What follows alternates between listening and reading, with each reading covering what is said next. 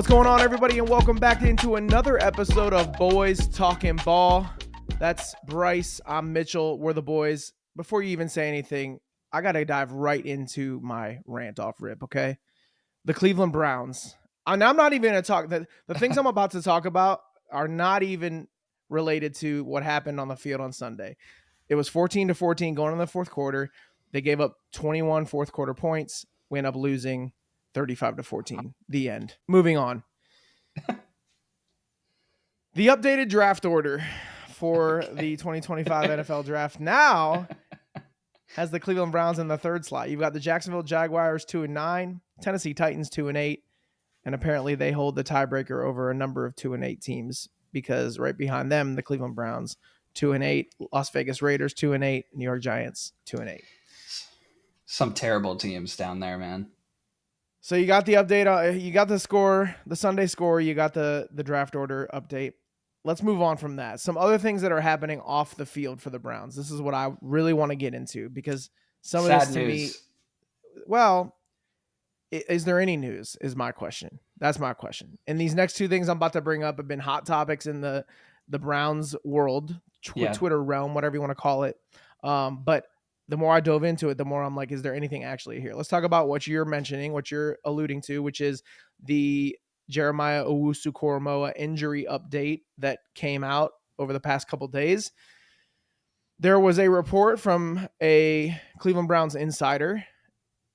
I wouldn't even say breaking any news, but just giving sort of an update and maybe even like speculating a little bit on what she feels is the future for JOK in his NFL career. First of all, going back to the day that the injury happened, for those of you who don't know what we're talking about, JOK, linebacker for the Cleveland Browns, ascending player, somebody that we just paid, extended 3 years, really one of the better tacklers in the NFL. In the game against the Ravens, gets hurt, has a neck injury, gets hurt, which is wild because he's the only player on the team, by the way, that chose to wear the Guardian cap helmet during the games. He was the only one wearing that. And still hurts his neck. But anyway, he gets carted off. It's a scary sight. Yeah. Haven't seen him since. That night, she reported that Browns linebacker JOK will remain overnight at the hospital for observation as a precaution with the neck injury he suffered during the victory over the Ravens. He has movement in all of his extremities, the Browns have said. So that was like a positive report. Like, oh, okay, that's good. It was scary, but he's going to be okay. Well, a couple weeks later, he's missed 2 games now, 3 games. We put him on IR. So you're thinking, okay, well, what's that about? Like, why is he going on IR if we thought that this was maybe going to be like not as serious of an injury as we thought? She reports on November 14th, which was Saturday. As it stands, no one has said if he'll be able to resume his NFL career, and at the very least, he'll have to undergo another extensive round of scans before he gets back on the field. Well, you can imagine people heard this news and flipped out and were like thinking, oh my gosh, is JOK never going to play another game in the NFL? Is he never going to play another snap for the Browns? This guy that we have so much hope in, that we drafted in the second round. You remember the night that we drafted him? We were all watching, you, myself, and Justin were all watching the draft in different rooms. That night? It was that night, and the Browns pick was getting ready to come up, and I texted y'all, and I said, hey, JOK right here, Notre Dame linebacker, you just watch. And sure enough, they picked him. I want to say it was with like an early second-round pick or something, but dang, man, we were pumped up to have him, man. He's a talented player, and he's only gotten better with each year in the NFL, so obviously it's sad. But anyway, getting back to the news, or lack thereof, to me, what Mary Kay reported doesn't state, hey, this guy's not going to be able to return. It's a speculation. She's just saying, hey, no one has said if he's going to be able to play again. Well, that's not anybody saying he's not going to be able to play again. I'd be curious to know, can we get a report like from his camp? Can we get a report from him, like an update on what's going on? And until that happens, I think it's a bit out of line to throw out a headline like this for clicks. I shouldn't say that's what she's doing. I'm not accusing her of doing that, but it just seems like, hey, we're trying to stir up some news where there might not be any. Right. We haven't gotten an update on his outlook and his injury. And to say, hey, he might never get on the field, it just immediately creates panic in Browns fans. It creates panic for really anybody that's a fan of the game. You never You want to see saw that the kind of injury. What was that like? Was it like Ryan Shazier when No, it wasn't an injury where you see it and immediately think, "Oh my gosh, that's bad." I think it was one of those things where you saw him lying on the field after the play and you're like, "Oh, wait, what happened?" Like it wasn't so noticeable, but of course he's trying to tackle Derrick Henry, and that's crazy. Well, it's just a matter of fact. That man's tough to bring down in more ways than one. That's true. So it's just unfortunate. It's unfortunate that the injury happened, but I think what's even more unfortunate now is that Cleveland fandom is all up in a buzz and in a panic over this piece of news that doesn't really state anything. I mean, if his career is in jeopardy, that's unfortunate. I personally just want him to be healthy as a human being and an individual. Yeah. He's a great person off the field too. Browns fans have gotten to know him and love him well. He's present in the community. You don't want anybody's life to be upended because of an injury on the field. Yeah. Beyond that, of course we all want him to be back on the field. He's by far the best linebacker that we have on the roster. So I don't know. I just don't love the timing of this news. It just comes out in a time where everything's chaotic in Cleveland Browns world. And hey, let's just add to that. Let's just add another. Kick you while you're down. Kick us while we're down. Exactly. And that's kind of what it feels like. So until we have a solid piece of news, I just want to say, like, maybe don't look into this so much. I know that there's a lot of people saying, I've gotten a lot of texts, oh my gosh, like, is JOK retiring, whatever. Until we hear, there's no news. I also quoted Jordan Hicks, who was asked about it in the locker room, and he's the veteran linebacker that we signed in the offseason. He said regarding the injury to JOK, it puts things in perspective. You hope and pray that he's going to make a miraculous recovery, but you rally around him and you rally around each other. I think people are grasping onto that word miraculous, and they're thinking, oh, he needs a miraculous recovery. It must be serious. This must be life-threatening. This must be career-threatening. Again, no, it's not news. It's just speculation. And who knows in context what Jordan was saying. Maybe on the spot, he's like, oh, I got to say something, like, I'm just going to say something nice. Like, we're praying for him. We're thinking about him. And that is what they're doing, I'm sure. But that doesn't necessarily mean that this guy's career is over. So I just don't want to jump to conclusions on that. I know I feel like sometimes news gets thrown out there as clickbait and for this purpose, to stir up a bunch of panic and anxiety and worry. And we live in an anxiety-driven world. It is a story, yes. So. And it's one that we keep our eyes on. But I'm not panicking. I'm not going to that end just yet until we have more news on that front. The other piece of news that came out regarding the Browns after the game on Sunday is kind of in the same vein as the JOK news. To me, it's not necessarily news. It's not news yet. And that is, do we fire Kevin Stefanski at this point in the season? I don't tweet much, man. I don't tweet much. But this week, when I saw this piece of news come out, hopped on the old X, got my thumbs warmed up, got them going. Here's what I said, man. If we fire this coach at this point in the season, we will be resorting back to the toxic Cleveland Browns regimes of old. Yeah. That overreact to one down season and put us back in a hole. Also, if y'all get rid of Stefanski, another team's going to pick him up, and he's going to do great over there. He's not. This guy is a great coach. He's not the problem, and he's proven as much in his time with Cleveland. 2 Coach of the Year awards, taking us to the playoffs twice. This guy has had a lot of success in an organization that for decades prior, was just in the dumps every season. Man, this season, I think part of why this season is so hard for me is because we haven't felt this in 4 or 5 years. Like since COVID, since Kevin came in 2020, this team has had a lot of hope, a lot of upside. We've done a lot of winning. Now his record doesn't blow anybody away.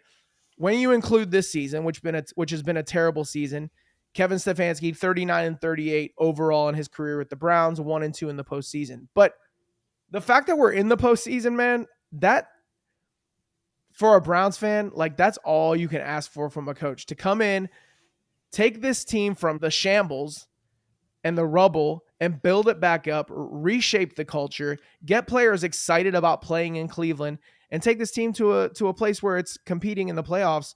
Not every year, every other year has been the trend so far. Come on, like what more can you ask for from a head coach? And I think that fans, most importantly, first and foremost, media also, and then I don't know that this runs into the actual Cleveland Browns building with the front office and the players, but we as media and fans overreact so much to one down year, man. Nobody wants to see the big picture.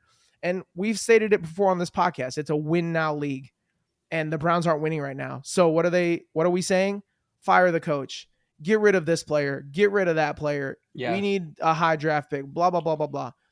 Some of that's accurate, and I understand why Browns fans feel that way, but you cannot overreact based off one bad season and get rid of a guy in Kevin Stefanski, get rid of a guy in Andrew Berry, our GM, who have collectively rebuilt this thing to a place where I think Browns fans should be proud of what we have. Again, not the product. This season is not, it's not great. Obviously, we know that, but go back in the history. Most teams struggle every once in a while, man. I mean, no team, very few teams, I will say, go back to back years for 5, 7, 10 years in a row and are constantly good. Every once in a while, even the good teams have a down season, and that's just the life in the NFL, man. That's just how it works. Yeah. And so if they're to fire the coach this early in the season, there was some stat that was put out there that said the last 2 Cleveland Browns head coaches have been fired after losses to the Steelers. Who do the Browns play this week on Thursday Night Football? The Pittsburgh Steelers in Cleveland. They're like, could Kevin Stefanski be the next one? Man, I hope not. I hope not. Yeah. Everybody wants Mike Vrabel in the building. Well, he's already in the building. In fact, I don't know if you watched the game. He was on the sidelines, which is very contrary to what we were told at the beginning of the year would be Mike Vrabel's role. We were told that he was going to be a practice consultant and that he likely wouldn't be a part of the Sunday routine for the team. And now he's on the sidelines. He's encouraging players as they come off. I don't know what his role is, but a lot of people are seeing that and thinking, oh, are they grooming Mike Vrabel to take over as head coach? That's a different conversation for a different day. Love Mike Vrabel. We could have that conversation if it happens. All I'm going to say is right now, Kevin Stefanski has earned the right to remain the head coach of the Cleveland Browns moving forward. Let me ask you this. Do you think Kyle Shanahan for the 49ers is a good head coach? Yes. Think he deserves to keep his job? Yes. Kyle Shanahan's first 2 seasons with the 49ers, he went 6-10, 4-12. Then he went 13-3 and went to a Super Bowl. Do you remember the year after that? They went 6-10. They were 4th in the NFC West. And then the next year they were 10-7, 13-4 last year. Both years lost in the conference championship. To your point, yes, sometimes you have a down season, and the 49ers had that. And they are, in our opinion, very consistent, good team. Right now they're 5-5. They're also kind of on a down year. Right. But does Kyle Shanahan lose his job? Absolutely not. He's a good head coach. Same thing with Kevin. You don't just get rid of the coach. That is a Browns mentality that needs to die. 100%. Your point is very valid, and that's a great example of what I'm talking about. Longevity in the league, man. Nobody looks at it from a perspective wider than one season. And as a fan, and I know it's hard because, again, we want to win now. It sucks to lose. As a fan, you got to think big picture. Look at the totality of what this organization has done with this team. I don't want to restart with somebody else. I want this organization in place for years and years to come. Let's move on to the Bucs, man.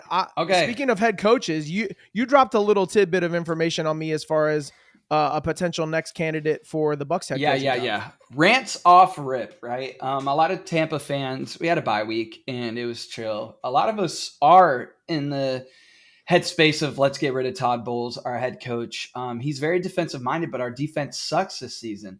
So when your defensive minded head coach is calling the plays and your team is losing, somebody pulled a stat. If Tampa had won every 1-point game they lost, we would be like 8-2. Right. So a lot of close losses is what you're saying. Yeah. And it's our offense is efficient, but our defense sucks. And somebody recently, I don't know if the listeners would have this knowledge. This is pretty far long ago, but Jason Light, our GM, used to be in the front office for the New England Patriots when they had Tom Brady, Bill Belichick. And Bill Belichick has mentioned that he wants to come back to coaching. It's kind of like if we got Tom Brady, let's bring Bill in. Let's just bring in this Patriots regime like multiple times. I don't know. Obviously, I would like to have Bill Belichick in the building. I think he would bring a mentality that is great. And I also don't think he would come in and completely try to change everything to the Patriot way. I think that he knows what makes this team great. He knows that we like to be scrappy, that Baker is carrying a culture here. He's not going to come in and like suppress everyone. I don't think that's who he is anymore. Even if you watch him on the Pat show, like, or on Monday Night Football, he seems like a different person. Maybe it's because he's dating a 22-year-old girl younger than his oldest daughter. Hold up, is that real? Do you know that? You didn't know that? No, dude. Man. Okay, so you could clip this and we could throw a picture up on social media. He is dating a very, very young woman. He was a head coach for like 20 years before she was even born. So, okay. Yeah, crazy stuff. Obviously, 20 years is an exaggeration, but genuinely, he was in the league, like coaching, like it's crazy. Anyways, Bill Belichick could become a very pivotal part to helping our defense out. Liam Cohen, who is our offensive coordinator, has been doing an incredible job, and we don't want to lose him. And so it could be a thing where we promote him. I'm not calling for Todd Bowles to get fired yet, but man, we got to see how the rest of the season. I don't think so. I mean, like, I want our defense to get better. I want Liam Cohen. Like, if Todd Bowles could demote and be our defensive coordinator, you have to realize Todd Bowles was a part of that Super Bowl winning team, like that defense that shut down the Chiefs. He knows how to call plays. He knows how to call defense. And just to your point that you were just talking about earlier, like sometimes you have a down season. Is it possible Todd Bowles is having a down season? Very, very possible. But is he calling the defense this year? Yeah, he calls the defensive plays. And it just seems like he's not on. Like, it's not uncommon to see when a coordinator steps into a head coaching role, their coordinator duties suffer as a result. They have more to think about on game day. They're thinking about clock management, time management, all those things, player usage. There's a lot more to think about as a head coach than there is a coordinator. So you're not able to solely focus on your coordinator jobs. I feel like this is maybe not a common thread, but it's something that we've definitely seen in the past in the NFL with coaches taking a head coaching role and then suffering as a coordinator. Yeah. With that being said, who knows, like Bill Belichick, would that become a thing? I personally would like Bill. I'd like Liam Cohen to be promoted.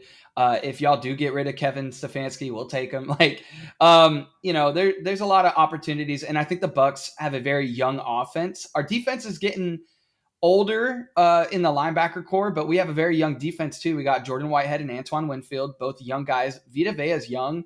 Yaya Diaby, Tryon Sikiova. I said that name terrible, the last name, but he honestly has a hard name to pronounce. What was his name again? I can't say it, but we have a good young team, and I think a head coach would look at our squad and be like, okay, cool, we can work with this, especially with Baker, and Baker playing really, really, really good right now. With that said, with the bye week in its like entirety, Saints won, which is bad, but Falcons lost. That's good. We are 2 games out from leading the division, and we have the easiest schedule remaining.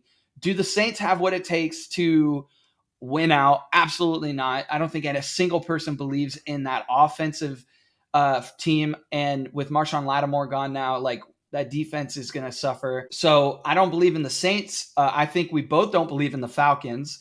The Bucs right now have a very good opportunity. I'm not saying that they'll take it, but there is a very good chance we go 6-1 from here on out, with our only loss coming to like the Chargers. If the Chargers are red hot when we get there, that'll be a tough game, and we could lose that one, especially with the way our defense is playing. But if we rally and we figured it out after this bye week, we could go 7-0. If that does happen, that will be incredible. Again, those are high hopes. I do have to take accountability. I'll end our rants off the rip with this. Last week, I had an egregious take. I said that the Eagles secondary was not good, and I said that they were a bad team. And I'm eating my words this week because I had a friend of ours send me a screenshot of a statistic that shows that the Eagles have a top 3 passing defense in the league statistically. And you cooked those guys last week. And he said, what, can you tell me again what this take meant? And I said, you know what, man, I will address it on the pod this week. I am sorry. That was, do I know this friend? You do. Yes. Is he an Eagles fan? Yes, you do know who this is. What's up, Shay? What's up, Shay? What's crazy is I was going solely based off our game, Bucs versus Eagles, and we were torching their secondary. Like Darius Slay couldn't cover anybody. They looked awful against us, and I just assumed that's what they looked like against everyone. That was my fault. So apologize to the listeners, apologize to our friends, apologize to the world that I didn't do my due diligence in looking up this Eagles defense before I just blasted off a comment.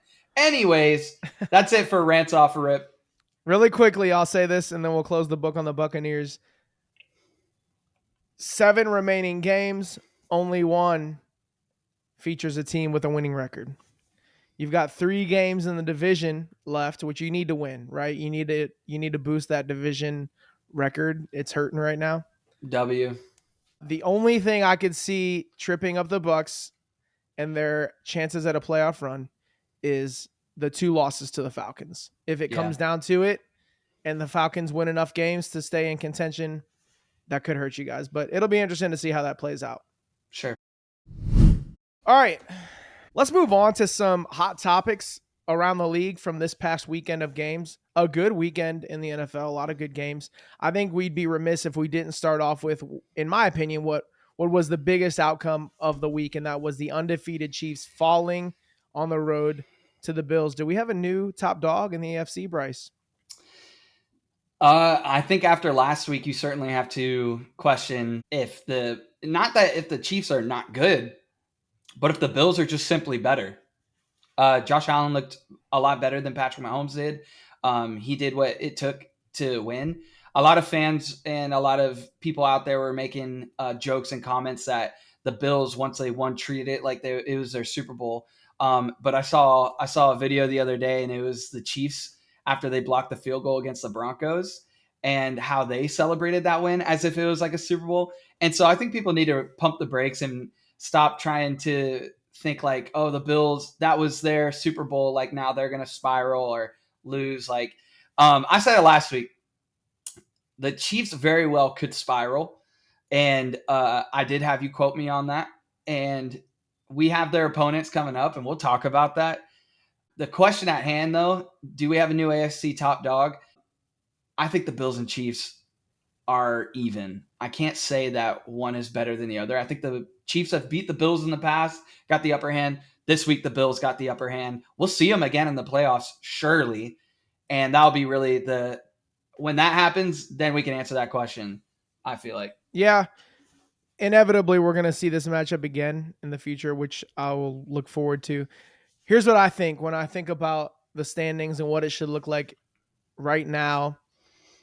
Obviously, I look immediately at the quarterbacks. Patrick Mahomes, legend, living legend, won multiple Super Bowls, taken his team as far as you can go, been clutch in the biggest moments on the biggest stages.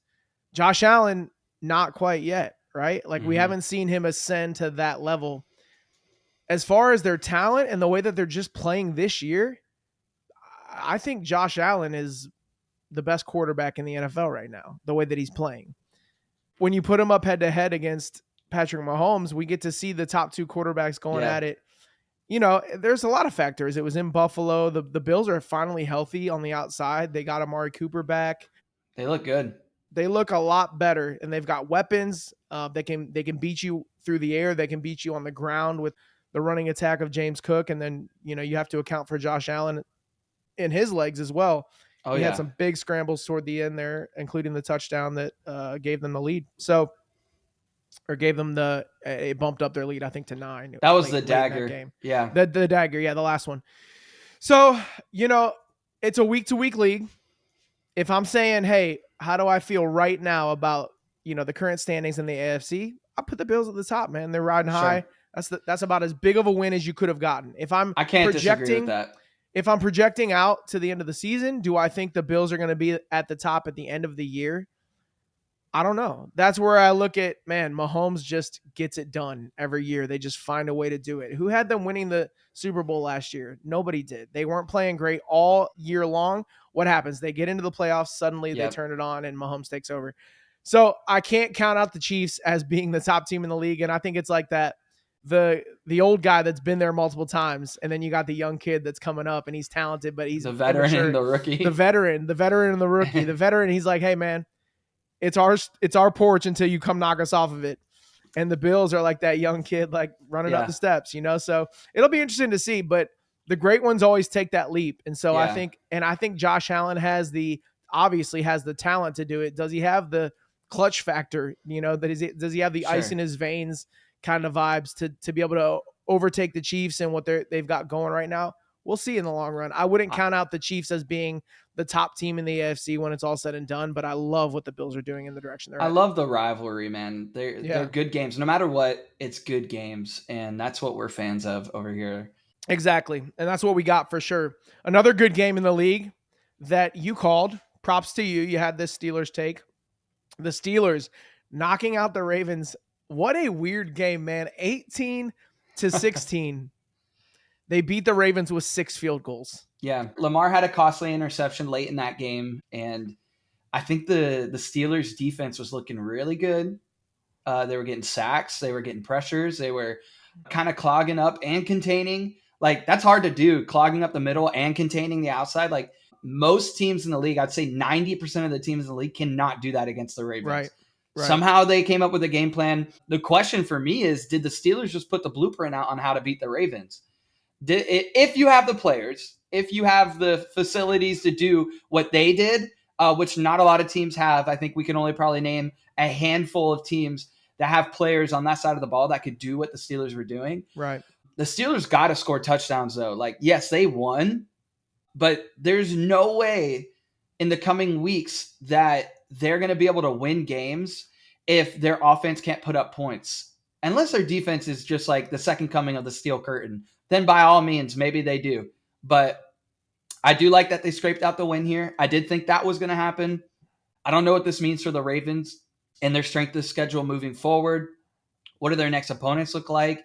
So that is just not an easy place to be. You needed to win that game if you were the Ravens and now the Steelers are, what's their record? 8-2 for the Steelers, 7-4 for the Ravens. So they lead the division, correct? They do. That's tough. Yeah. We'll get into the Steelers a little bit later. I'm not bought in on them still. And again, seemingly every take that I had on this game last week was accurate. I thought it would be a close game. I thought it'd be low scoring. It'd be another one of those AFC North bruisers that end in a close score. But I just thought that the Ravens would have more offensive firepower than the Steelers would, and that they'd be able to come out on top in this game. And that's not the case. Who would have had Justin Tucker missing 2, not chip shot field goals, but certainly field goals? I want to say they were 50 and 47 was the yardage on those. Who had him missing 2 clutch field goals late? He makes this one season, of those. This game is probably over. He's a different kicker this season, but you don't think about Justin Tucker and think he's going to miss a 47-yarder, especially when the game's on the line, man. This dude's clutch, or has been in the past. So I don't know. Yeah. We are witnessing in front of our eyes the downfall of Justin Tucker, and it's sad because he's had such a dominant career.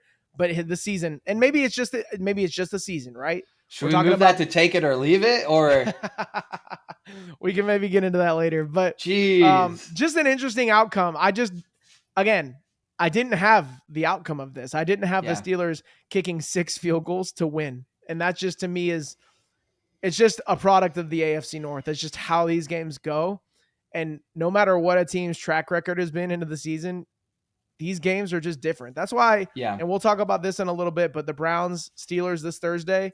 We'll get into our picks. I am not taking the Browns by any means. What I am saying, though, is that I'll be interested to see what the spread is on that game, because AFC North is just different, man. That's how those games go. Yeah, we'll get to that. Let's get on to another hot topic from this past weekend. Another blocked field goal walk-off win in the NFL, man. This one coming in Chicago, where the Packers block a field goal against the Bears to win it. The question I have for you is Caleb Williams actually a bust? Absolutely not. And what did you say last week when you were talking about Jared Goff? You were talking about the QBR, right? And how if you score between like a 90 and 100, that's a good game, right? Yes, right. If you look at Caleb Williams' QBR on Sunday, it was 95, just straight up. And Bleacher Report has a little clapping emoji next to it, like, hey, decent job. Good job. Dude, in that fourth quarter, okay, so I'm not saying Caleb Williams played a great game. There was definitely a lot of errors that he made, and I think that there was a lot for him to clean up on. But here's what I saw in that game, because I watched the whole game. In that last drive leading up to that field goal, Caleb Williams was making some incredible throws. But he was playing good. He got his team in field goal range, and then his kicker went out there, and in very Bears fashion.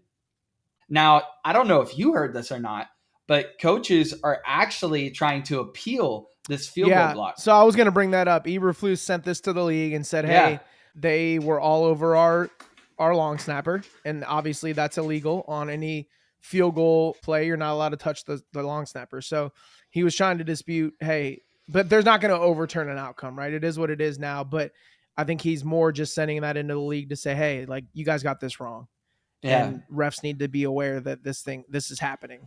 It's just wild that twice in a row that a game ends on a play like that. And all that I'll say in regards to Caleb Williams, no, he's not a bust. And I'm just having some fun with that. But you do look at his numbers, and you can't just look at the numbers. I like that you brought up the last drive, because he was making throws to put his team in position to win, and that's all you can ask, is to be in a position to win at the end of the game. That's all you can ask of your quarterback, not to mention your rookie quarterback. Overall, 23 of 31, 231 yards, no touchdowns, no interceptions. He was sacked 3 times. I think that, honestly, is the best number to see when you consider he's been getting sacked off the charts this year in each of these games. So to see 3 sacks, you'd love that number to even be lower than that. But that in itself is an improvement on what we've seen in the past from him. It wasn't a great day. He didn't throw any touchdowns. It wasn't a terrible day. He didn't throw any picks. It was just kind of an average day, and that's why you have an average outcome for the Bears. I mean, a 19-point game, they lose by 1. It is what it is. You're right on with that too. Like, he was sacked 9 times last week. Right. So of course, when you're getting sacked 9 times, I don't care who you are. You're running for your life. You can't have success. Yeah, exactly. Yeah. On the other side, an interesting note real quick while we're on this game, your guy, Jordan Love, ended up with 13 completions on just 17 attempts. That's an odd stat line. For 261 yards, a touchdown, and a pick. That's value. 20 yards average or throw, man. I guess so. And you got Josh Jacobs running for 18 times, 76 yards. So, efficient game. I'll admit I didn't watch this one front to back. I saw the last couple minutes of it. Jordan Love looked good. The one interception he had, it was what it was. But he had a rushing touchdown, a passing touchdown. Josh Jacobs looks great in that offense, by the way. And I'm not just saying that because I got him on fantasy, but I like the Packers. I think they should have won more. But won by more, you're saying? Yeah. It's a divisional matchup. These games will always be scrappy. Right. And we're getting to the point of the season where, teams are, you said last week, like, every game's a must win. You don't want to lose games at this point in the season, especially not in the division. So both of these teams, even if you're the Bears, you're thinking, hey, we put a couple wins together, we could maybe claw our way into a wild card spot. Yeah. So you're going to see close games like this. I think most of our like blowout games have already happened, unless, we're talking about the Chiefs going into Carolina this weekend. But like, what I'm saying is that especially in the division, like, you're going to see a lot more competitive games and a lot more close outcomes, I think. Yeah. The Giants, some news out of New York City. The Giants are benching Daniel Jones in favor of Tommy DeVito. So a couple weeks ago, we had this, right? Yeah. I saw a meme today on Twitter, all the Italians just coming out with their chains, just talking about we're ready for Tommy DeVito era, man. I don't know, dude. It's more Gabagool. Is that racist? Are we allowed to do that? He's Italian. What do you want from? I'm Italian, so it's all good. I'm not at all. You can tell. What the frick, dude? Bro, if you were to try to convince me that you're Italian, I'd immediately look at the tone of your skin and say there's no way. I just got a lot of white light on me right now. Anyways, is that what it is? Tommy DeVito, man. When's the last time you Ate spaghetti. Let's talk ball. First of all, what does that have to do with being Italian, you idiot? When's the last time you ate spaghetti? If you were a true Italian, you'd eat Italian dishes more often. All right. Well, Tommy DeVito getting the nod sucks for Bucs fans. Sorry if that audio. Why, man? Are you honestly scared of Tommy DeVito? No, if your team is what you want it to be, how could you possibly be nervous about Tommy DeVito? I'm nervous about a quarterback that we have no film on. Dude, no matter what, an NFL quarterback is still an NFL quarterback. And I think Malik Neighbors is a great wide receiver. I think if you have him in fantasy, start him this week, because this guy is going to be told, hey, this kid is getting open on so many plays. Daniel Jones is just blind. Can't see him. Just throw it to him. And I can guarantee you this Bucs secondary is going to get torched by Malik Neighbors. Unless, we were talking about miraculous things earlier. Unless something miraculous happens, I don't see us being able to guard Malik Neighbors all too well.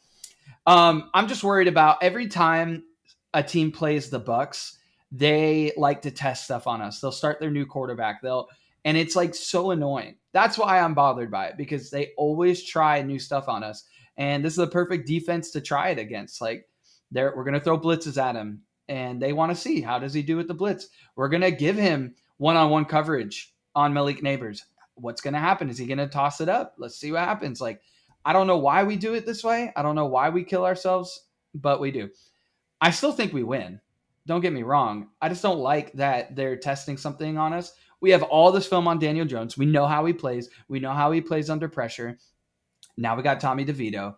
And it's like, all right, well, let's go back to last year, because he did get some starts last year, see how he played. But to say he hasn't been in the lab and working and somewhat improving on his skills from that time period, like, that would be ignorant. So here we are. And then Brian DeBole, what's he up to? Everybody loves him in New York, right? Dable? I don't know that everybody loves him. The moment I think back to last take on Daniel Jones is I watched Hard Knocks in the offseason with the Giants, which I loved for some reason. I have no interest in the Giants, but I absolutely love that whole entire series. But it came down to a decision. Hey, do we believe that Daniel Jones is the guy, or do we use our draft pick to get a quarterback, essentially? Yeah. And everybody loves to clip this one shot from Hard Knocks where the GM, Joe Sheen, has his kids in the office. Do you remember this? And he asks his kids, hey, who would you pick? Like, who would you take if you could take one player in this draft? And his son was like, go get Jaden Daniels, Dad. Like, if you want to keep your job, go get Jaden Daniels. And man, in the end, they chose to stick with Daniel Jones. They chose to believe in his upside, whatever that was. I mean, I think their reasoning, if I can remember, was, hey, this guy's been injured. He hasn't had a full year at the helm. Like, let's give him a fair shot. Well, I think you've given him plenty of opportunity. Yeah. And obviously they feel the same way now, making the quarterback change. But if you're Brian Dable, you're coaching for your job, man. They got to win some games over this next stretch. Well, I mean, he's 2-8 right now. They're sitting in a lottery position in the NFL draft again. The Giants with another bad season. And what has he done for you to lead you to believe that he can make something of this team? Now, is it a matter of the quarterback? Could Brian Dable with a better quarterback have a better record and be coaching this team better? You just don't want them to get Cam Ward. You're selfish, bro. I confidently believe that we are going to have a better pick than the Giants. So if we want Cam Ward, we will get them. The Giants beat us head to head. So if we end up with the same record, we will have a higher pick. Beyond Cam Ward, man, because there's even talks in Cleveland like where they're not going to draft a quarterback. Well, we can get to that later. I don't want to talk about that right now. But Rants off rip. No, we already did that. Look, I think Daboll needs to prove something to the front office. Joe Sheen, his job's on the line too, man. The decisions that they made firmly in the offseason, believing in a guy like Daniel Jones, and it just hasn't panned out. And again, I don't want to overreact, right, to one season, but it's not just been one season for them. They've had flashes of success, but it's been a struggle for Giants fans lately. And you know, who's been at the center of all of that negative attention? It's been Daniel Jones. So we'll see what they can do with a new quarterback. ultimately, I don't think anybody's sitting here thinking that Tommy DeVito is the quarterback of the future for the Giants. I'm surprised they didn't go to Drew Lock, who they got in the offseason, one of their pickups to back up Daniel Jones. I'm honestly shocked. And I think Drew Lock would say the same thing if he was given an interview on it. Like, why am I being overlooked here? Why is Italian homeboy getting the start over me? Not that it has anything to do with that. I'm just saying it's an interesting move to me. And again, that's like, if you're Brian Daboll, what's the reasoning behind that? I don't know. If the Giants beat Tampa this week, Todd Bowles fired, season over. We won't even talk about the Bucs on the pod anymore. That's all I'll say. Okay. Clip it. Moving on. A large piece of metal falls from the roof of AT&T Stadium, symbolizing the downfall of the Cowboys organization in general.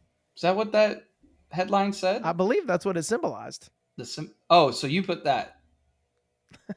You added that tag on. I may or may not have added that tag on. You're like a slam news writer for the Cowboys, man. Like, I don't know what they did to you, but they didn't do anything to me, man. They're just a funny organization. And I say that as a fan of the Browns. So I know I don't have much room to talk, but. Do you know why a piece of metal fell from the roof? Yes, because they were trying to open the roof for the first time in 2 years. Okay. That's why. Why are they opening the roof? Because the weather's nice in Arlington? I don't know. Okay. I truly don't know. To be honest, I didn't even know that thing opened because they never opened Me neither. I didn't know it opened. Maybe Jerry Jones wanted to land his helicopter in midfield or something. Who knows? Well, something else landed midfield and almost killed some staffers. Let's move on to. Oh, gosh. I don't know that I can't. I wasn't there. Okay, I know what I've been reading. Our last piece of information here in our rapid reactions: Jaguars Doug Peterson still evaluating potential changes to his staff. He says, "quote Everything's on the table." Bryce, if not a 52-6 loss to the Detroit Lions, what is it going to take for Doug Peterson to lose his job as head coach of the Jaguars? I have no idea. I don't know if you've ever seen that meme before, but it's like a guy that's like broken and battered. And he's like, God, why are you giving me your toughest battles? And then it cuts to God and he's like, why aren't you dead yet? And this is Doug Peterson. Doug Peterson's like, why are my battles so tough? And we're all looking at him like, why are you still here? Like, I think if the Jaguars want to win, they just paid Trevor Lawrence so much money, and now he's injured. Mac Jones is in. Mac Jones looks bad. I actually had some hope for Mac Jones. I was hoping maybe outside of the Patriots system, he could like do something. That team is young, dude. They got Travis Etienne, right? I don't know how to pronounce that last name, but that's the first last name in the NFL you've gotten right on this pod. Again, you cannot bully me for the words I don't know how to say. But that team is decent. They got Gabe Davis. He's not like a number one on it. Like, I don't think he'd be a number one on our team. I don't think he'd be a number one on your team necessarily. But again, he's still like a decent wide receiver. They have Evan Ingram. He's good. I don't know what their defense looks like. To be honest, haven't spent a whole lot of time spending any time whatsoever watching the Jaguars this year. They look so bad. Right? You haven't. Yeah. Like it hasn't been desirable. Yeah. But what I do know is that at some point you got to look at the head coach and be like, okay, what is going on here? I just don't understand why he's still there. I mean, what do you think? I don't disagree with you. I think when you don't have your superstar quarterback, it's hard to evaluate anybody on that staff, right? He says he's going to look at his coaches and his, staffers or whatever and evaluate and see, hey, who belongs here, who doesn't, who do we need to move on from, et cetera. It's hard to make those decisions when you don't have the top talent on the field. And that's unfortunate because like you said, they do have some pieces. I think everybody's gone through a phase of being encouraged about the Jaguars and what they're putting together. And they spent a lot of money and they're always active in free agency, but it just hasn't worked out in the long run. They had the playoff run, right? Was that last season, I believe. And there was a lot of hope for them coming into this year and it just hasn't worked out. I don't know, man. If I'm a fan of the Jags, you probably are calling for Doug Peterson's job. The funny thing is that he comes out with this quote saying he's evaluating everybody else. Bro, who's evaluating you? I want to know who makes that decision. Dang. Why don't you look in the mirror, bro? I'm looking at the man in the mirror. Maybe he needs to do that. I don't know. Perhaps. Let me run this by you real quick. I'm just going to send you a few numbers. I want you to let me know which one you'd rather have. Okay. This is just going off the last 3 seasons. Okay. In the last 3 seasons, this team has gone 7-10, 11-6, and so far 2-8. The other team has went 9-8, 9-8, and 2-9. Which team would you rather be? Without knowing, I want to know if either of those 9 or 8 seasons, can I know whether either of those 9 or 8 seasons were playoff seasons?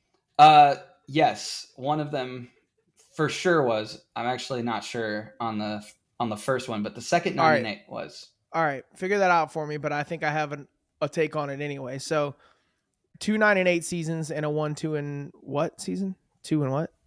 14? So far, 2-8. Sorry, give them to me one more time. Give them to me one more time. The last 3 seasons, the first one was 7-10.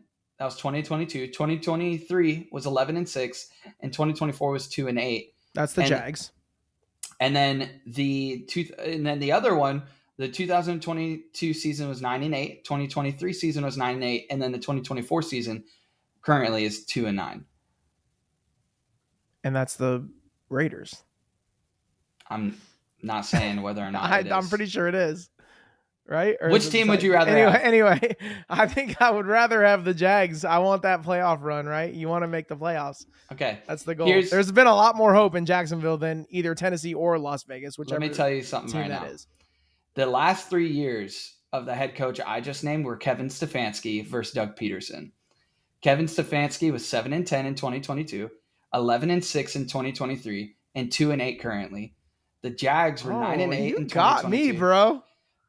9-8 in 2023 and 2-9 now. So does Doug Peterson deserve to be fired necessarily if the last 2 seasons were 9-8 and now they're 2-9, but we're fighting for Kevin Stefanski saying that he was. I am not the one that on this podcast has said that Peterson should be fired. I just am asking a question though. That's all I'm saying. You have been the advocate for getting Doug Peterson out of that building. So, hey, you got me because I did not have those teams and I didn't realize that you were bringing my Browns back into this. No, again, you're right. I mean, I'm not a fan of the Jags. I don't know what that culture is like. Yeah. I don't have a feel on, what the vibes are with the fans. I don't have a pulse on that locker room. Do the players, are they bought in? Do they like Doug Peterson? Don't they? I can answer all those questions for the Browns. I can only tell you from a Browns perspective, I want Kevin Stefanski in that building moving forward. If I'm a Jags fan, if I'm Jags media, if I'm a Jags player, that I don't know. That might be a different answer. But again, you've been the one with the stakes ready to go after Doug Peterson, not me. So no, you're right. You would have to answer that question. You are correct here, but this is what I was just saying. The 2022 season was the season the Jags went to the playoffs. Right. They played 2 games. They won 1, lost 1. 2023 was the season that the Browns went to the playoffs. They played 1 game. They lost it in the playoffs. And so what we're looking at is the Jags won 1, but since then they have not been to the playoffs. It's been 2 years of no playoffs and mediocrity. Yeah. The Jags 2 seasons straight of going to be missing the playoffs and Doug Peterson doing a very mediocre job. Whereas Kevin Stefanski last year went 11-6. He's not. You can't fire him yet. But yeah, I just wanted to give you those stats. I thought they love were that. No, that's great. You threw me. That's a great. I kind of tricked you. I'm sorry. You tricked me, man. You baited me a little bit. Sorry. I'm a master at. That's all right. The question still stands. When will Doug Peterson be fired? I need your take. I need it again. Who did they play this week? Let's figure that out because I want to know what you actually think about this. Hang on, let me see let's see who the Jags play in week 12 here upcoming. They are bye week. They are on a bye week, yes, bye week for the Jags. And then in week 13, they play the Texans, dude. They play the Texans at home. It's wraps, bro. Well, we'll see. I don't know. Does Doug Peterson survive another 2 weeks in your opinion? Yes or no? I think he does. At this point, I think the Jaguars are going to ride him out to the end of the season. I just got a notification. Oh, I was just about to bring this up. We have some breaking news here, right? Yeah, we do. Bill Belichick. Hit the pod with some breaking news. Let's go. Bill Belichick seems like he is trending towards, excited to, wants to head coach for the Jaguars. No shot that this drops as we're talking about this team. If that's the case, I think either if it's like an immediate thing, I don't think they put Bill Belichick in during a losing season. Unless, I don't know, like I really don't know the psychology of an NFL team to that level. What I do think may happen is they let Doug Peterson ride out to the end of the season, serve him his papers at the end, say, hey, thanks so much for doing nothing.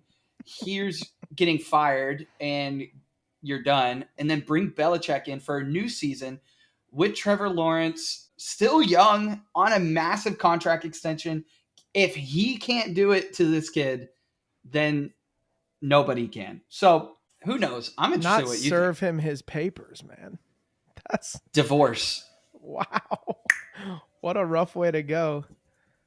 Here's what I want to do real quick. First of all, have we or have we not spent too much time talking about the Jacksonville Jaguars on this podcast today?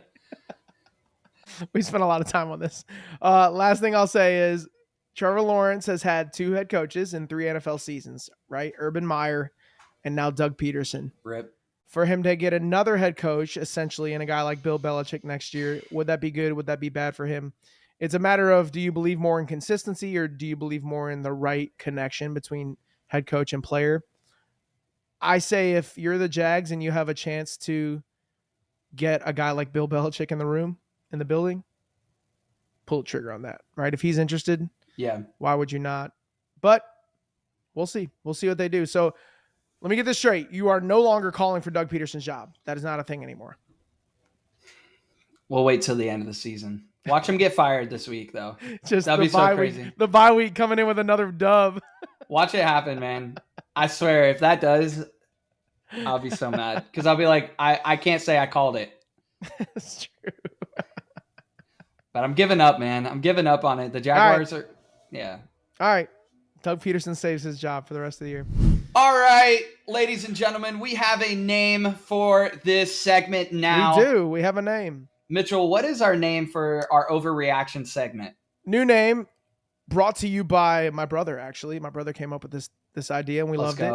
It's called Take It or Leave It. Take it or leave it. We're going to say our overreaction, and then you can take it or you can leave it. Who wants to go first? All right, I'll go first. Take it or leave it, Bryce. The Chargers and Steelers are still not in the top 3 in the AFC. Leave it. Leave it at the door like Harry Potter dropped off at his aunt and uncle's house. This is a bad take. Brother, what do you mean this? Okay, Chargers, fine. If you don't believe in the Chargers, that's okay. But saying the Steelers are not top 3 with that defense is actually a take I will leave. I will leave it, and I will never look back. Explain Understood. It. I don't believe in that offense. Here's. Let me say this. Are we talking about this week's week 12 power rankings? Where are we putting these teams? Or are we talking about where do we think these teams will be at the end of the season? You tell me which we're doing, and then I'll tell you what my take is. We're looking at this week. This week. Yeah. So who's riding high? Who's got the most momentum? Who should be at the top? That's what we're looking at. Yes. Okay. Then the Steelers make it. But if we are projecting through the end of the season, I don't have the Steelers in my top 3 at the end of the season in the AFC. That's crazy. I look at it and I say Chiefs, Bills, 1, 2, and those are interchangeable. Could be Bills, Chiefs. Sure. And then I still think the Ravens with potential MVP winner Lamar Jackson will be in the conversation for top 3 best teams in the conference at the end of the season. Okay. That's my opinion. Well, your take and my take are actually very similar. My take it or leave it is that the Chargers are still top 3 after this week. After this week, winning the way they won. Leave it. What do you mean winning the way they won? They practically gift wrapped the game, handed it to the Bengals, and the Bengals didn't want it. They gave it right back. That's true. Evan McPherson. But we both agree that the Bengals are a good team offensively. And Herbert balled out. I don't believe in the Chargers. I don't think you could say Herbert balled out. I think you could say he made some good throws when it mattered. I say, okay, everybody wants to talk about how he performed on that final drive in the fourth quarter with, what was it, like 50 seconds left or something? Yeah. They got the ball back with like under a minute to go. They shouldn't have got the ball back. That is my point. Like, they shouldn't have got the ball back. They got the ball back twice. In fact, he had an opportunity prior to that, and they went 3 and out. Yeah. So every blind squirrel finds a nut eventually, right? Dang. And that to me is what happened with Justin Herbert in the fourth quarter the other night. The Bengals had every opportunity to win that game. They didn't. And the Chargers, hey, somebody's got to win it. And here comes Justin Herbert. Oh, well, it might as well be me. Okay, I'll take it. Yeah. Man, I don't know, man. I don't watch them and see a team that's dominant. For me to put a team in my top 3, it's got to be somebody I think can win the Super Bowl. And I don't think the Chargers can win the Super Bowl. Don't even look. You're not allowed to. What do you think the score was to the Bengals-Chargers game? It was a touchdown difference. It was 34-27. I watched the whole thing. You're not going to trip me up here. Dang. Okay. So it wasn't just a missed field goal. No, but again, you can't just look at the final score. Yeah. Did you watch the game? Did you not? You said you did. All right. And I watched it in its entirety. I couldn't fall asleep, so I was just watching that thing to the end. And I was upset too, man, because I picked the Bengals to win. A little bit of insomnia. I picked the Bengals to win, and I was literally watching with like 5 minutes to go as they're driving down the field, getting into field goal range, and I'm thinking to myself, man, here we go. Pod's gonna be fun. I called this upset. Bryce said the Chargers are top 3. Here we go. And then he misses the kick, and I'm like, well, there goes that. And then they get the ball back because Justin Herbert and company does nothing, and I'm like, oh, okay. Another opportunity. We still got a chance. Yeah. Drives down the field. Here we go. In field goal range again. Not going to miss 2 late game kicks, right? Not going to miss 2 of them. No. What does he do? Misses the kick. Chargers get the ball back. The defense for the Bengals falls apart. You know, they're trying to get into field goal range with a trend all season. A halfback dive or whatever that play was. And it goes the distance. So whatever, dude. It is what it is. I still don't believe in the Chargers. You can believe in them, and that's fine. The only way we're gonna know who's right on this take is to wait till the end of the year. No, it's to wait till next Monday night. Chargers Ravens. If they beat the Ravens, I'm telling you. That'll be one to watch. What's your next take it or leave it, man? Take it or leave it. The winner of the NFC West will finish with a record of 9-8. I don't think that the winner of the NFC West is going to finish with 10 wins or more. And here's why. I'll take it. This division plays each other a lot over the course of the last 7-ish games. I think 7 for most of all these teams have 7 games left. And there are multiple division matchups in there. So these teams in this division are going to beat each other up over this last stretch of the season. Right now, you have the Cardinals at the helm at 6-4. They are plus 110 to win the division. The rest of the teams in this division are all 5-5. You got the 49ers, the Rams, and the Seahawks. The Rams for me, and I know this was a hot take a couple weeks ago. This is why they're called hot takes, overreactions. Like I did say, could the Rams be the second best team in this conference? And man, they're so streaky and up and down. It's just hard to, you don't get them all right, man. We got to say sometimes your takes are 98% of the time really smart and calculated. And there's a lot of season. There's a lot of season left, so who knows what could happen with the Rams. But I'm not so high on them. I still have faith in the 49ers. And then the Seahawks are a team where it's like, are they going to get it together or aren't they? They picked up a big win over the 49ers on the road, which is massive. Yeah. But again, I'm not just looking at the moment. I'm not a prisoner of the moment. I want to be someone who looks at the totality of the season and has a bit of a wider perspective. And I just don't see a scenario where the Seahawks make a run for this division. I don't see a scenario where the Rams. I like the Cardinals and the 49ers as kind of a 2-team race. But again, these teams play each other multiple times. And this division, when it's all said and done, is going to be bruised and battered. And I think the winner is going to come out at 9-8. Who do you think the best team is in that division right now? And will be the best one at the end? Well, the best team in the division right now is the Cardinals, record-wise, but also I think just like they're playing the best right now. They're playing more consistent. You know, the 49ers have been there and done that. So it's kind of like what I was saying with the Chiefs. this is the veteran team that knows how to win and has been in these big moments. It hasn't happened this year. They're sitting at 5-5. They've taken some questionable losses. I don't think it's too late. It's 5 losses. Okay. Yeah. I don't think it's too late. And again, when you consider if my take is right that the winner of this division is going to end up with 8 losses, that's still a buffer of 3 losses for the 49ers. So if, again, in my opinion, based off this take, the 49ers could still lose 3 more games and win this division. I don't think they can lose 3 division games. Okay. Like, I think they need to win in their division. They need to gain tiebreakers and be able to sit at the top when it's all said and done based off of tiebreakers, whatever. I just think that with the games remaining in this division, with all these teams set to still play each other quite a bit, it's going to be the winner of this division is not going to be a team that's, 11-6 or 12-5 or whatever. That's just I'll take it. I agree with that. I think that's a good take it or leave it. My final one. I'm gonna do this as my final one. My take it or leave it is that Joe Burrow deserves, but likely will not get MVP this season. I think Joe Burrow is having an MVP season, and I have the stats to back it up. Wait, so Joe Burrow deserves but won't get MVP. Take it or leave it? Take it or leave it. I'll take that. Because when you look at the stats, and I have every single quarterback who's even in the race right now. By the way, Lamar Jackson has the highest odds, negative 110 odds to win MVP behind Josh Allen, who's plus 350. Okay. And so obviously a lot of people believe in Lamar Jackson. Here's Lamar Jackson's stats for you. It's 2,876 passing yards, 25 passing touchdowns, second in the league. Both are second in the league. Rushing yards, 584, 23rd in the league, and then 2 rushing touchdowns. Those are great stats. You would say those are really, really good stats. Now, let me give you Joe Burrow's stats. Mind you, I just said that he was second in the league in passing touchdowns and passing yards. Would you believe if I told you Joe Burrow is first in both of those categories? He has 3,028 passing yards. Bro, it's about to be week 12. He has 3,028 passing yards.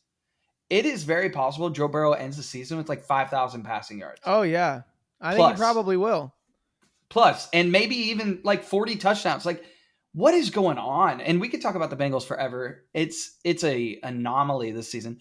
And then he has 27 passing touchdowns, first in the league, with 151 rushing yards, 1 rushing touchdown. He's not really a rusher by any means. This guy is cooking. Compared to Josh Allen, he has 500 more passing yards, 9 more touchdowns. We're not even going to talk about Patrick Mahomes. Jaden Daniels. Okay, Jared Goff, your guy. First of all, this is a funny stat. I don't know if you know this or not. Jared Goff has 39 rushing yards this season. Pitiful, bro. Pitiful, bro. He's a quarterback. What do you mean pitiful? I know. He has 9 interceptions, 20 touchdowns, and 2,400, almost 2,500 passing yards. And so when you look at the quarterback stats, Joe Burrow has the best quarterback stats in the league. Now, QBR, yes, Jared Goff got that in the bag. What a dog when it comes to efficiency, completion percentage, all of that. But Joe Burrow is having a better season statistically than Lamar Jackson, yet he's not even in the race, dude. He's not even he has plus 2,000 odds to win MVP, because an MVP really depends on your team wins, but it's an individual player's award. Yeah. Make it make sense. If the Bengals right now were 9-1, 8-2, 8-3, we would literally be having Joe Burrow as the lead MVP candidate. But because they're losing and their team just cannot figure it out defensively, this man is just not doing very good. Let me give you a couple stats. We like Stat Muse on this pod, by the way. Maybe we can get Stat Muse to sponsor us. Yeah, that'd be fun. I'll hit them up. Yeah, do that. Hit them up for me. But this is a great. I'll hit them up for you. Let me read you the stat from Stat Muse Football on X. And this is interesting, man. And you mentioned the 1-score games for the Bucs this year, how the record would be. I think you said it was like a 4-game swing. Yeah. For the Bengals have lost all but 1 game this year by 7 points or less. So of their 7 losses, 6 of them have been by less than a touchdown. Goodness. Joe Burrow's statistics in losses this season, 67% completion, averaging 308 yards a game, 18 touchdowns, 2 interceptions in losses.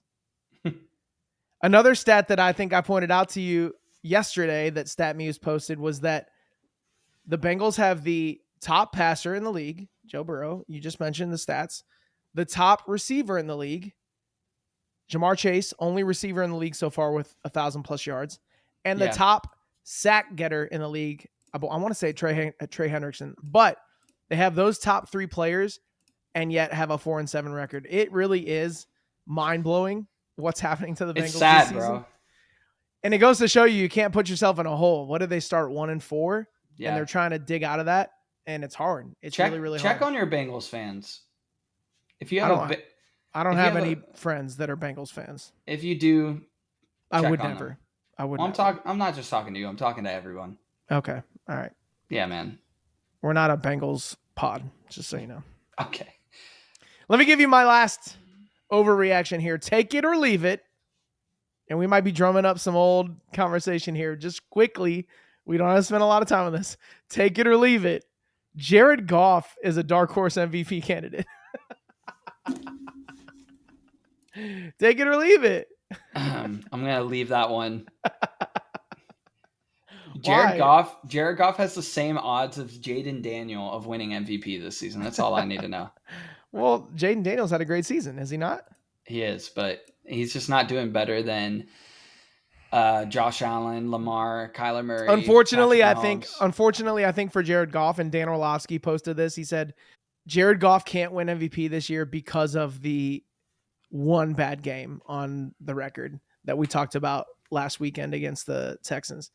Other than that, man, this guy's been on fire again. Yeah. Now you're facing the Jaguars, so it is what it is. But you want to talk about efficient.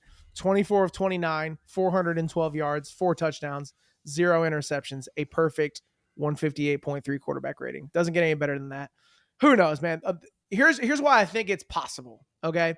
I think it's possible because usually, not always, usually the MVP of the league plays for the best team in the league at the end of the day. And right now, the Lions are the best team in the league, record-wise. Essentially, you've got the Chiefs at 9-1 as well, so both teams up at the top. But you could potentially see the Lions as having the best record at the end of the year. And like I said, a lot of times it's the quarterback from the best team that ends up with the MVP trophy. So, not saying it'll happen this year. Sure. Again, just take it or leave it. I'm not even sure if I would pick that up right now. I'm leaving it right now. I'll let it cook. See me again in 3 weeks. Yeah, me again in 3 weeks. We'll see what happens. I'll let it bake in the oven for a little bit, then I'll take it. But it's undercooked right now. Okay. All right, we got a new segment to roll out this week. It's called Contender or Pretender. I'm going to give you a few teams and their record, and you're going to tell me, is this team legit? Does it legit have a chance to make the playoffs and make some noise in this league? Or, are there any repercussions for my picks?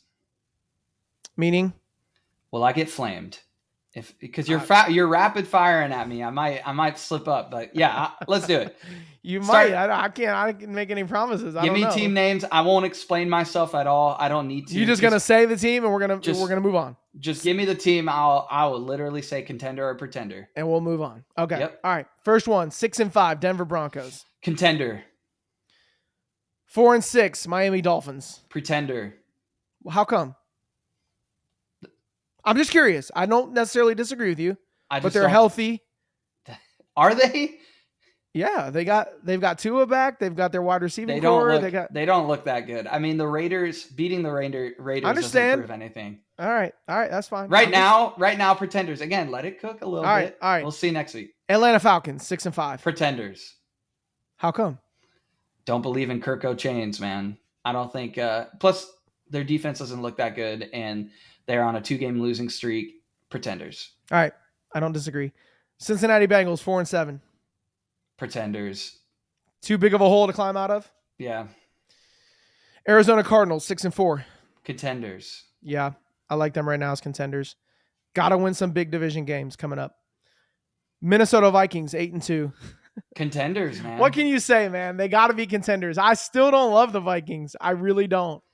I know. I don't think anybody wants Sam Darnold as their quarterback in the playoffs. You know who Sam Darnold reminds me of? It literally reminds me of vintage Vikings Sam Bradford and Adrian Peterson. Like, I'm watching this, I'm like, why are they winning? But they are, dude. And you know what? Screw it. Their team looks good, and their defense is really good. Like, it's one of those things. What can you say? The record is what it is. It's 8-2. They're winning games, contenders as it stands. Will they make any noise in the playoffs? I don't know. But we'll see. Baltimore Ravens 7-4. Contenders, and mostly with an asterisk. No, just contenders. They have a tough season. They got some tough games coming up, but they're contenders because they have that man Lamar Jackson on their team. Agreed. So, Los Angeles Chargers 7-3. Contenders, baby. Top 3. You think this team can win a Super Bowl? Nope. Then why are they a contender? Why are the freaking Arizona Cardinals a contender? Don't try me, bro. Because they're a good team. Let me ask you this. You think the Chargers could win the AFC? I think they could make a run. I think they're contenders. They could contend to win the AFC. They could contend to do it. No, they can't. I like Harbaugh, and the team has bought into that coach. Coaches don't play. Players play. And he knows how to win. He's a good coach. Chargers are pretenders. That's going to be the first one we disagree on. San Francisco 49ers, 5-5. Contenders. I do think they have a chance to contend. Like you said, maybe finish 9-8. But again, that's a division that's wide open right now. So contenders. And the last one on this list, the Tampa Bay Buccaneers, 4-6. Be honest. Be honest. Contenders, baby! We got that! This is the best team in the league! Oh, man. If your remaining schedule wasn't literally a tray of cupcakes, do not sleep on us, bro. I might disagree with you. But I still think the Bucs have a fighting chance. All right. That was Contender or Pretender. We'll see how those takes last. Yeah, we'll see. Moving on. Let's run that back. Let's look back at our records from our picks last week. What we got right, what we got wrong, and then we'll dive into our week 12 picks. Do you think you're sending anyone to college with your picks last week? We both went 9-5. We went 9-5, man. So again, yes, I will live and die by that right now. And when I don't have a good week, I'll admit as much. But 9-5 is a pretty good record, man. You're doubling your money if you're betting those odds. Just saying. And you landed at 9-5 too. We had some great picks. Now you called the Steelers win over the Ravens. That was huge. You called the Chargers win over the Bengals. Another big one. I think my notable pick was the Commanders losing to the Eagles. It was a good week for us, man, overall. By the way, my take on that game was way off. It was pretty off, and that's okay. Way off. You already took took responsibility. It's all good. I also had the Bills beating the Chiefs, knocking off the undefeated Chiefs, which is pretty good. So we end at 9-5. Starting next week, we will have our overall records for the season, just to see how we're stacking up week to week. Sure. But for this week, we'll both be very content and happy with our 9-5 records, and we hope that we can build on that. Speaking of, let's get into our week 12 picks. As we always do, we've got 4 notable matchups to cover in a little bit of detail, and then we'll get into our rapid fire picks for the rest of the slate. You ready for this? Monday night, baby. What do we got? Yeah, the first game I want to talk about is that Monday night game. The Baltimore Ravens at 7-4, headed to Los Angeles to face the Chargers at 7-3. What's your pick? This is a tough one.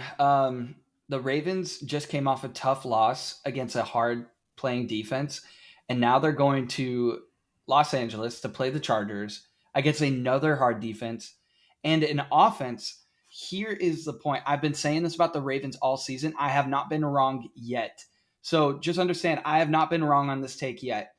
I think the Chargers win because their offense is going to take advantage of their defense that is very, very bad. And Ravens offense will not be able to take advantage of a Chargers defense. Okay. Because of that fact alone, I think would you disagree? Look at me right now. Would you disagree that the Chargers... I feel like I'm talking to my father. Would you disagree the Chargers have a better a better offense than the Steelers? Yes or no? Do the Chargers have a better offense than the Steelers? Yes. Yes. Okay. So But it's close. But yes. How? J.K. Dobbins is eating this season. Justin Herbert is cooking this season. Oh, man. Keep going. Keep going with your point. All I'm saying is the Ravens still lost, and the offense scored 0 touchdowns last week. They're playing a Chargers team with a very good defense in Los Angeles, and the Chargers know how to score on offense. This is going to be a scary game. Are they going to be able to stop the air attack and the run attack, J.K. Dobbins? I don't think so. And I do think that the Chargers will be able to at least slow down Lamar and Derrick Henry. So I do think the Chargers win again. And I think this is a notable game for the Chargers. I think we come back next week and you go, you know what, man? Maybe the Chargers are some contenders out in these streets. You think my mind's going to be changed this week? Well, you tell me. If the Chargers win, do you think you'll look at them a little differently? The Chargers are on a 4-game win streak right now. Every team they've beat under 500. The best team of those 4 were the Bengals, who came in at 4-6. These are the other 3 wins that the Chargers have rattled off. Against Tennessee, 27-17 win. Against Cleveland, 27-10 win. Against the Saints, 26-8 win. They play somebody this week. And this is a team in the Ravens that I still have in my top 3. So I'm going to stand on business and say that the Ravens are going to win this game. And it might not be close. Wow. It might not be close. And you're going to get exposed as a Chargers defender. Clip it. We okay, clipped. It's clipped. Look, I don't have full again. I said this last week against the Steelers, but the Steelers are a different team to me because they have an elite defense. And the Chargers defense is good, and the Chargers offense is all right. Neither side of the ball is elite, in my opinion. You look at you going to work on finding some stats to prove me wrong. Neither side of the ball in Los Angeles is elite, in my opinion. Okay. The offensive side of the ball in Baltimore is elite. You mentioned Lamar Jackson, MVP candidate, likely MVP winner. Let's be honest, as long as they can win some more games, but playing inside, I don't know, man. I think the Ravens could tee off against the Chargers and have a really nice night. I think this is a statement game for the Ravens. They are feeling the effects of a division loss. They're at 7-4 right now. They need a bit of a bounce back. Mm-hmm. And I think that happens against the Chargers. Give me the Ravens in a big win. And a big win? A big win. I said I think they could roll. I see this being a 10-point game, a 10 to 13-point game. Okay. Well, let me just say this. The Chargers are averaging 206 yards passed on them a game, whereas the Steelers are averaging 214. So they haven't beat them there. Rushing yards per game, the Pittsburgh Steelers are beating the Chargers. They have 90 yards per game rushed on them, average, versus the Chargers 110. Points scored, the Los Angeles Chargers, get ready for this, are number 1 in the league defensively of points scored on them. They are 14.5. Second are the Steelers at 16.2. Dude, that is a 2-point differential. Yeah, I hear you. And so... Who have they played? It doesn't matter. Their defense is still playing good. Doesn't it? It matters in some aspect. They've played the Steelers and lost to the Steelers. They've played to the Chiefs and lost to the Chiefs.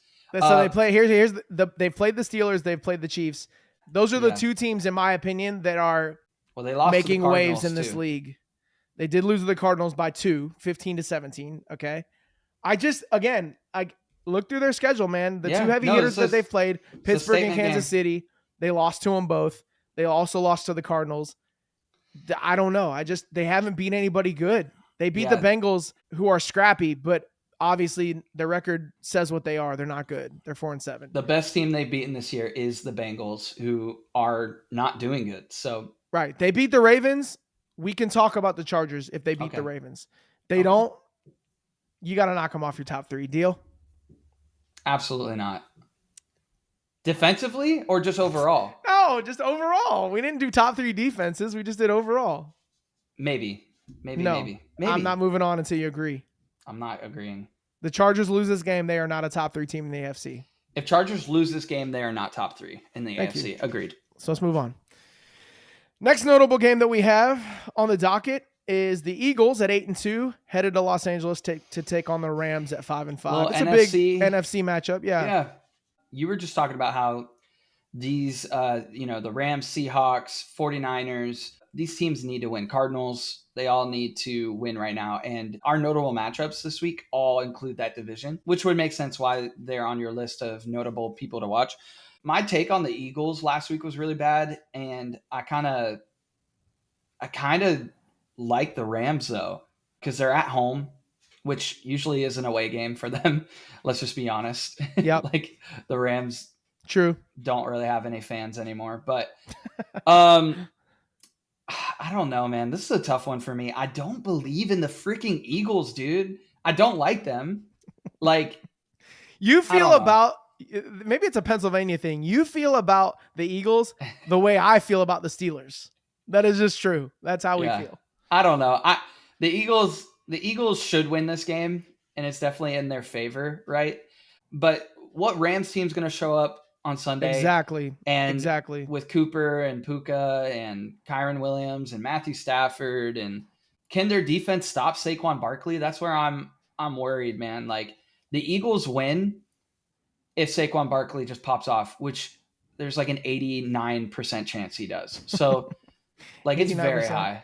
It's very high that he pops off and has like a really good game. And so I'm worried about this one. I know like the Rams have a good offense. I want them to win. But if I'm taking the pick and it's going on my record, I am taking Eagles. If it's going on my record. Which it will. Yeah.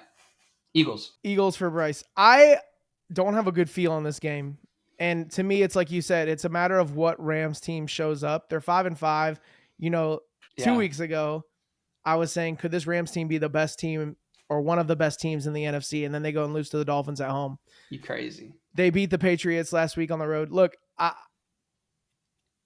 don't have a good feel on this game for some reason. I like the Eagles. The Eagles also have been known to have an offensive dud game here and there. Some weird games for them. But they're 8-2. They've been a lot more dominant. The Rams are 5-5. Again, the Rams, you could say for any of these 5-5 teams in the NFC West, these are must-win games for them. Yeah. I know this isn't a division game, but it's a big game as far as the overall win-loss is concerned. They got to start stacking some wins if they want to have a chance at this division. So I think that you're going to get the best version of this Rams team that there is.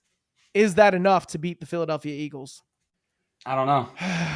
I don't know either. I don't have a good feel on this. I don't have a good feel on this. Since I don't have a good feel on this game, I'm going to stick with my strategy, which is pick it vanilla. Give me the Eagles as well. Wait, bro, we both might lose that one. We might, and we'll see. And should we both just switch it right now on the pod? Let's switch it. Me and you both say Rams. We do it together though. All right, on 3. 1, 2, 3. Rams. Eagles. Bro, what the frick? Nah, what the heck? I'm taking the Eagles. All right, me too. I'm only going for the Rams if you do. What the heck was that, bro? That was like, hey, let's both jump in the pool. Okay, on 3, and then I jump and get wet, and you're out there all dry, bro. What the heck was that? Sorry. I'm sorry, bro.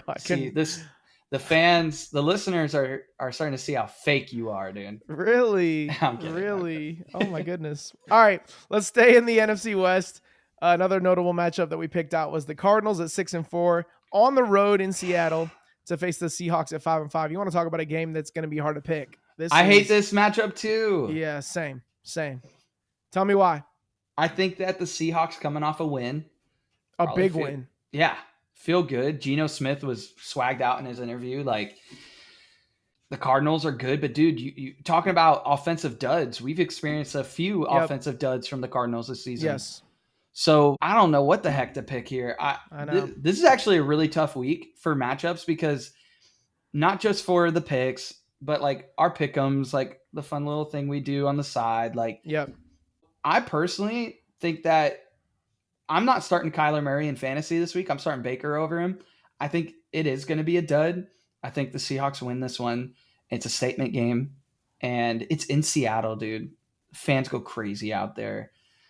I have Seattle. Winning. It's going to be a tough game, though, because I do think offensively the Cardinals are more talented, but I do have the Seahawks winning this game against the Cardinals at home. Okay. That's my pick. All right. I'm pretty sure I've not picked right on the Cardinals yet this year. I don't really. I'd have to look that up and go back and look at it. But I just, this team is not one that I have a good read on. We're talking about the last game. Like, this is another one where it's like they're at 6-4. They're leading the division. You know, they, in 1 week, it's like, wow, this Kyler Murray looks like the Kyler Murray of old, looks like Pro Bowl Kyler. And then in another week, they score 10 points and lose to the Rams or something. So, you know, I gotta figure this team out. I look at what they've done so far in the conference. They are 3-3 in the NFC. They are 2-0 in their division. So they have won the games that matter against the NFC West. Sure. This is an NFC West matchup. You look on the other side in Seattle, 1-2 in the division, 2-4 in the conference overall. They have not stepped up seemingly and won in this division when it's mattered. Now, they did win last week against San Francisco to get their first division win. I think if this were in Arizona, I would go Cardinals, but since it's in Seattle, I'm going to ride the wave. I'm going to say that the Seahawks pick up their second straight win and a big division win, and I'm going to go Seahawks here. You're not going safe this week. Do you think that'll bite you? Well, are the Cardinals a safe pick? They're one game better than the Seahawks record-wise. Yeah. So I don't necessarily know that they're. The Seahawks are actually like -1 spread. The Seahawks are favored by 1, you said? Yeah. Okay, so that goes to show you right there. They consider this a toss-up. And I think that's what it is, and it's why we're struggling so much with it. It's a tough game to pick. Give me the Seahawks at home, again, to ride that momentum and pick up a big division win. Our last notable matchup that we have to talk about is the 49ers. Boy, we've got all 4 NFC West teams. Yeah, that's what I was saying. In our notable matchups this week. The 49ers at 5-5 on the road, going to Green Bay to face the 7-3 Packers. This just feels like one of those like classic old school NFL films, 49ers Packers winner games, doesn't it? Doesn't it feel 100%, like that? Yeah. What do you think? This one's a tough one too. It's a -2.5 point in favor for the Packers, and they're playing, in Lambeau Field. Jair Alexander's injured. Will he be playing that game? That's a big, aspect of that defense that needs to be there. I think the Packers win it. I think the 49ers, I hate that the 49ers will lose 2 in a row. Like, that doesn't feel right. But the Packers are 10th in the league in points per game allowed. Mm-hmm. They're 4th in total yards a game, 9th in pass yards a game, 4th in rush yards per game. Like I said, Josh Jacobs is doing really good. It seems like statistically the 49ers are lacking in every category compared to the Packers. So in Lambeau, I got the Packers at home. They're also coming off a really energizing win too with that blocked field goal. So I have Packers. I don't love it though. I don't there's a lot of things in their favor. Yeah, Packers 4-1 in their last 5, 4-1 on the road, 3-2 at home. Let me say this. If you get another Jordan Love game like we got this past weekend in Chicago, the 49ers are going to win this game.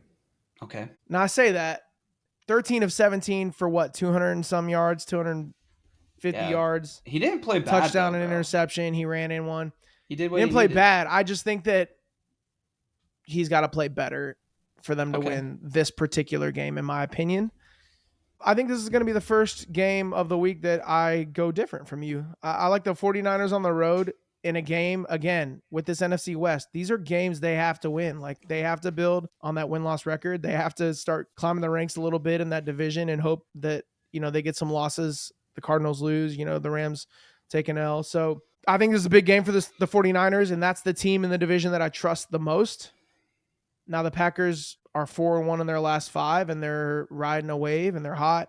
It's a week-to-week league in the NFL, and again, I'm just going gut feeling here. Give me the 49ers to get a big win in Green Bay. If you have the 49ers, at least tell me this. Over, under, Josh Jacobs 100 rushing yards. At home, against the 49ers defense, under. Okay. How many times has he gone over 100 this year? I mean, it can't be that much. I don't think he's I think the odds say that he'll be under 100 yards. I'm 100% sure he's top 5 in rushing yards this season. I think he's under Saquon Barkley. I think he goes Derrick Henry, Saquon, and Josh Jacobs. But I do think there hasn't been many games he's rushed over 100. Last week he didn't have over 100. I say that for my fantasy sake. If you can believe for 100, over 100, then that'll make me happy. So just say it. Make me feel good. Let's see. For your sake, sure, but I don't think it's going to happen. If that makes all right, if that means anything to you. Thanks. No, yeah, that didn't do what I was asking you to do. Also, for the record, Josh Jacobs' stats on the season to this point, only 2 games over 100 yards. 2 games over. But very consistent. You are correct. He is third in the league with 838 yards in total. Isn't that crazy? We'll see, man. Yeah, they've kind of unleashed him a little bit. He's been bottled up in. But to only have 2 games over 100 rushing yards, but still be top 3 in the league, he's got consistent. He's got a game of 95 yards. He's got a game of 84 yards. Couple games in the 3 games in the 70s. So there's been a lot of times he's approached it. Only a couple times he's broken over that mark. When he does get over 100 yards, it's because he gets over 20 carries. Only games this season that he's gotten more than 20 carries, he's gotten 100 yards. So nice. Will they feed him the rock on Sunday? I don't know what the weather looks like in Green Bay. So. If it's going to be cold, we'll see. Give me the 49ers, man. It's just a gut feeling. I just feel like the 49ers take a dub on Sunday. All right, throw the rest of the picks our way, and we'll get those rapid fire and see what that looks like. All right, Week 12 in the NFL. We're going to go through the rest of the picks fairly quickly, 60 seconds or less on each of these games, and we'll see how we do. The first one coming up this Thursday night, the Pittsburgh Steelers at 8-2 in Cleveland to face the lowly 2-8 Cleveland Browns. What's your pick? Give me the Browns. You're taking the Browns to win this week? The Steelers historically, since I've been in high school, have lost the games they're supposed to win and win the games they're not. And this is a game they're supposed to win. And I think they lose. I actually do. I think it's close, though. Matter of fact, I don't even think this game goes into the double digits. I think that the Browns win by it's 9-6. I really do.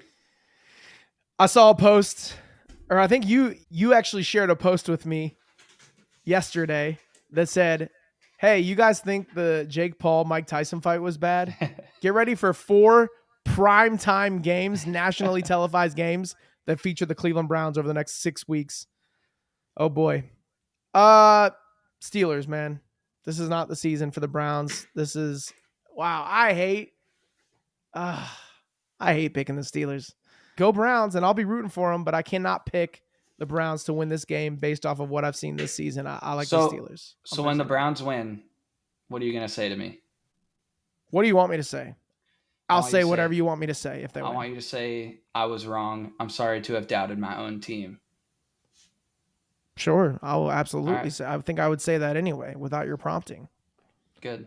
I'm not sorry to have doubted them. I have every reason to doubt them. True. That's fair. Steelers are going to win. Next one. The 9-1 Chiefs at the 3-7 Carolina Panthers. Are you going to stick with your prediction of what's going to happen to the Chiefs after their loss of the Bills? What's your pick? Give me the Chiefs. Really? Is that what your takes mean on this show? No, you're not going to stand on business? I cannot in good faith look at you in the eye and say, all right, Panthers will beat a pissed off 9-1 Chiefs. There's just they might put 80 up on the Panthers. Okay. It's possible. Give me the Chiefs in Carolina. The 8-2 Vikings travel to Chicago to face the 4-6 Chicago Bears. Dang. It's crazy because we don't really believe in the Vikings, but we also don't really believe in the Bears, and it's a divisional matchup. And the Bears almost won last week. Give me the Vikings. What? After all that? TJ Hawkinson legacy game. I don't like the Vikings, man. Give me the Bears. The 2-8 Titans at the 7-4 Texans. What's your pick? Give me the Texans. I'm sleeping. Nobody's watching that game. Nobody's watching that game this week. Texans roll the Titans. Let's go to Indianapolis, where the 9-1 Lions are in town to face the 5-6, newly energized, Anthony Richardson-led Indianapolis Colts. Give me the best team in the entire NFL. Give me the Lions. Lions, baby. Roll. Because the Browns are not in contention anymore this year, I'm a Lions guy. Not a Lions fan. I'm a Lions supporter. Okay. Just the rest of the way out. If you haven't been able to tell already based off of my takes in recent history on this show. The 3-8 Patriots headed to Miami to take on the 4-6 Dolphins, an AFC East rivalry game. You want to talk about snooze fest? Give me the Patriots. Really? Yep. Can I get 15 seconds of reasoning? Ramondre Stevenson. Is it the only player you know on the Patriots? No, Drake May. So you know two of them. Gerard Mayo.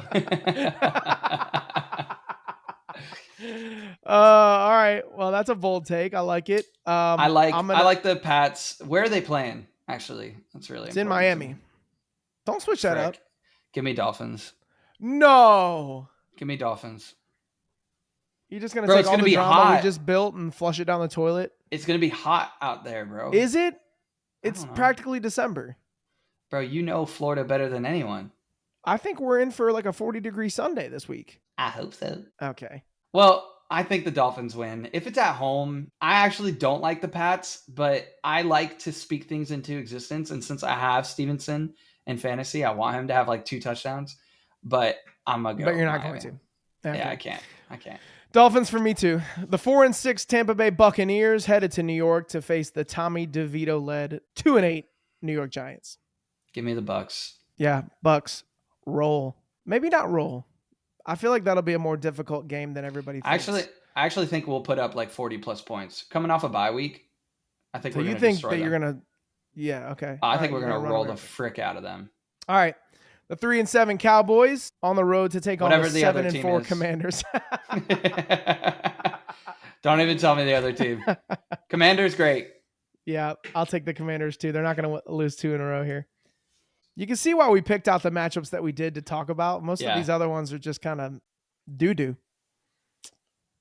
And the last game on the schedule, we have the 6-5 surging Denver Broncos in town to face the Las Vegas Raiders at 2-8. Give me the Broncos. Broncos, Bo Nix and co. Yeah, I got Cortland Sutton in fantasy as well, man. So legacy game incoming. Okay. All right, you heard it right here. Cortland Sutton legacy game coming at you this weekend. That's all we got for you on the pod this weekend. If you want to hit us up, we have an email account. You can actually send us an actual email, boystalkingball@gmail.com. You can hit us up on social media. We are incredibly active over there. We're on the road to 100 followers, right? Right, Bryce? Yeah, on TikTok and Instagram. Please. Yeah, Instagram @boystalkingball. TikTok also @boystalkingball. Yep.